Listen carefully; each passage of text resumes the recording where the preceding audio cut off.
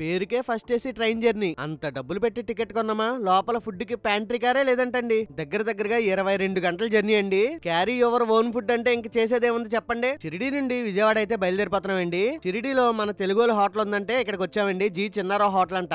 ఇక్కడ ఫుడ్ కట్టించుకొని నాగర్సోల్ వచ్చేసాం. మేము వచ్చిన ట్రైన్ నాగర్సోల్ నర్సాపూర్ ఎక్స్ప్రెస్ అండి. స్లీపర్ థర్డ్ ఏసీ ఏం లేవంటే ఆఖరి మినిట్ లో ఇంకా ఫస్ట్ ఏసీ బుక్ చేసుకున్నాం. టికెట్ కాస్ట్ 3000 పడింది మనిషికి. ఇక హోటల్లో మేము ఏమేమి తెచ్చుకున్నాం అంటే పులిహార, పెరుగన్నం, జీరా రైస్, వెజిటేబుల్ బిర్యానీ, సాయంత్రానికి చపాతి. ట్రైన్ ఎక్కంగానే ముందైతే ఫస్ట్ బటర్ మిల్క్ తాగానండి. ఇక బయలుదేరంగానే యుద్ధం మొదలెడదామని చెప్పేసి మేము తెచ్చుకున్న ఫుడ్ అంతా ఓపెన్ చేసి మొత్తం పులిహార, పలావు, పెరుగన్నం అన్ని ఒక్క కుమ్ము కుమ్మేశాం. ఇంకా కాసేపు అలా కూర్చోగానే ఛత్రపతి సంభాజీ నగర్ స్టేషన్ వచ్చిందండి.